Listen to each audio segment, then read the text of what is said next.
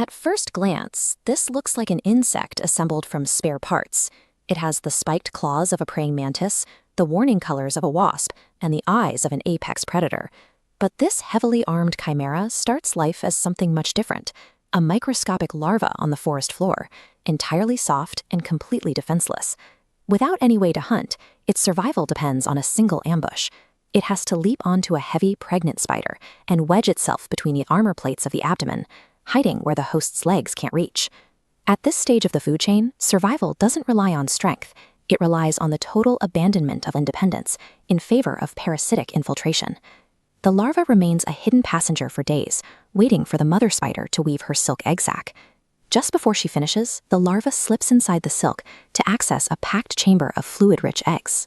It's the perfect sanctuary, until a sibling larva follows it inside. There isn't enough food for both, and the confined space quickly becomes a kill box. They grapple in the dark. The protagonist drags its sibling across the silk and hooks a leg under its soft body, then violently tears its side open to end the competition instantly.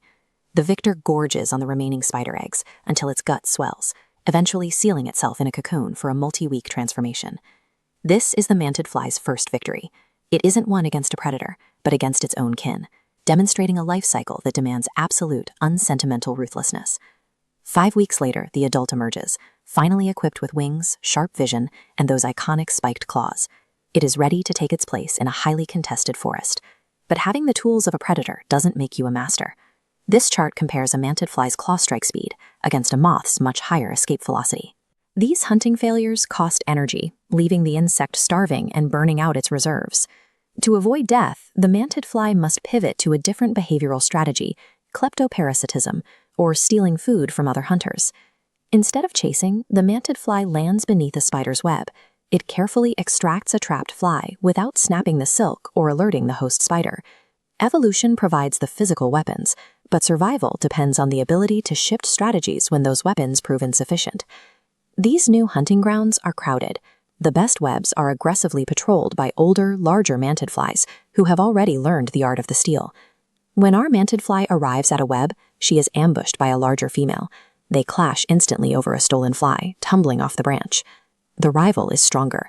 She drives a claw deep into the protagonist's abdomen, puncturing the shell with a twisting strike. Tense, trapped and wounded, she strikes back blindly. Catching her rival's left eye, she tears it free to break the hold and force a retreat.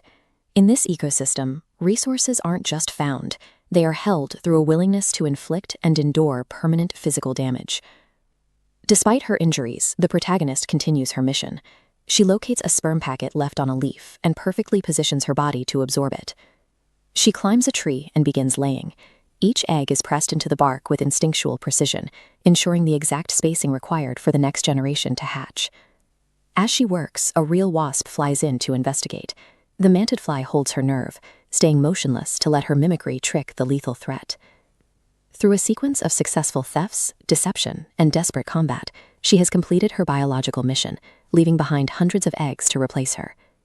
Now 4 months old, the mantidfly rests on a sunlit leaf. She has survived the gauntlet and fulfilled every requirement her body was built for.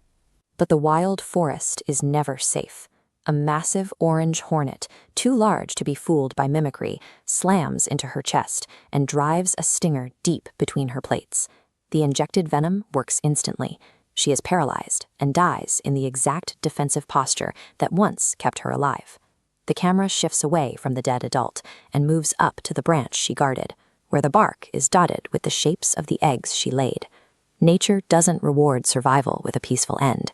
A violent life is simply the temporary fuel required to spark the next generation, beginning the gauntlet all over again.